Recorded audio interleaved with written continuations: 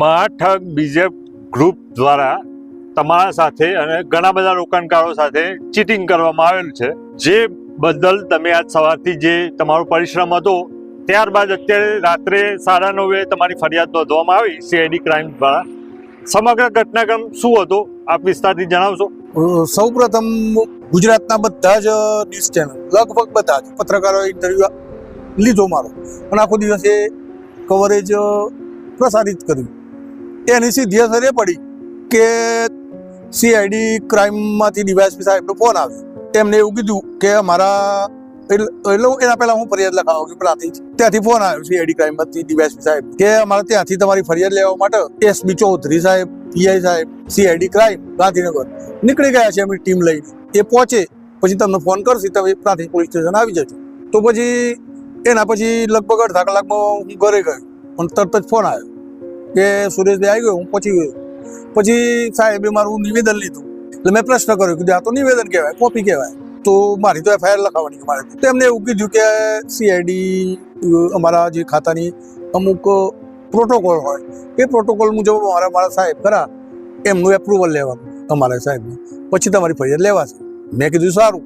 પછી સીઆઈડી ક્રાઇમે તાબડતોડ આ પત્રકારોની મહેનતથી, મીડિયાના કોઈ ઇમ્પેક્ટથી, મીડિયાની એવી કોઈ અસર પડી હોય સીઆઈડી ક્રાઇમ પર તાબડતોડ ફરિયાદ લેવા માટેની, સીઆઈડી ક્રાઇમે ફરિયાદ લઈ લીધી. રાત્રે બોલાવે મને. મારી ઓલરેડી એફઆઈઆર થઈ ગઈ છે ભૂપેન્દ્રસિંહ ઝાલા વિરુદ્ધ. એના વિરુદ્ધ બીએનએસની, જીપીઆઈડી એક્ટની કલમો હેઠળ મારી પાક્કી ફરિયાદ થઈ છે. મને પાક્કી ફરિયાદની કોપી પણ મળી ગયેલ છે. અને મીડિયાની મહેનત ખરેખર રંગ લાવી. મીડિયા ના મળ્યો તો 100% એફઆઈઆર નથી થવાની. આપણે કઈ જગ્યાએ પ્રાંતિજ ખાતે કે વડી કચેરી ક્રાઇમ બ્રાન્ચની કઈ જગ્યાએ બોલાવીને ફરિયાદ નોંધવામાં આવી? પહેલા સીઆઈડી ક્રાઇમના પીઆઈ સાહેબ, એસબી ચૌધરી સાહેબ, એ પ્રાંતિજ પોલીસ સ્ટેશન આવ્યા. ત્યાં મારી કોમ્પ્યુટરમાં મારી ફરિયાદ, નિવેદન લીધું કહેવાય, ફરિયાદ તો ના કહેવાય. પછી એમને એવું કીધું કે તમે આ એપ્રુવલ માટે એ અમારા સાહેબને મોકલશું, ઉચ્ચ અધિકારીના સીઆઈડી ક્રાઇમના. પછી તમને આવતીકાલે ફરિયાદ, બાકી ફરિયાદ એફઆઈઆર લેવા માટે બોલાવશું. પછી મેં કીધું સારી વાત છે, આવતીકાલે. તો પણ એના બદલે સાહેબે હમણાં જ ફોન આવ્યો ફરીથી 5:30 વાગે કે તમે આવી જાઓ.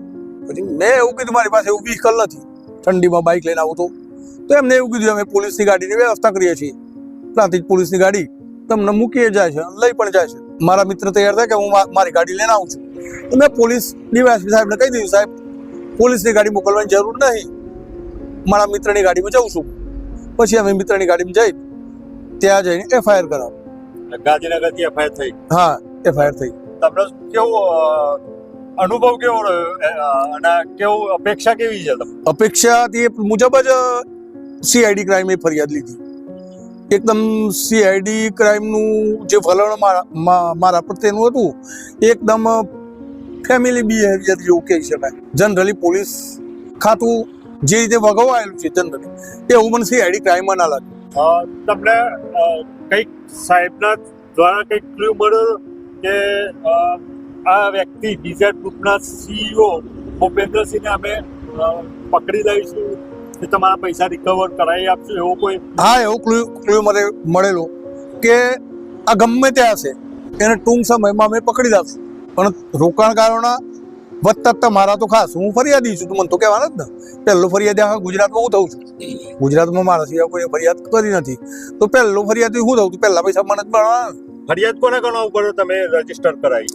ફરિયાદ મેં રજીસ્ટર કરાવી બીજેડ ગ્રુપના સીઈઓ ભૂપેન્દ્રસિંહ ઝાલા અને નિકેશભાઈ પટેલ.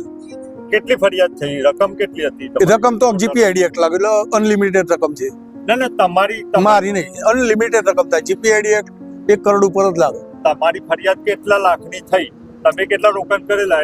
મેં રોકાણ કરેલી મેં ફરિયાદ કરાવી 4,50,000. જીપીઆઈડી એક્ટ લાગે છે, અનલિમિટેડ રકમ. બરાબર. તમારી મુખ્ય ફરિયાદમાં 4.5 લાખ રૂપિયાની ફરિયાદ તમારા પોતાની થઈ. અને અન્ય રોકાણકારો જે નાણાં રોકાયેલા છે એ મુજબની પણ કલમો લગાવી છે સીઆઈડી ક્રાઇમ.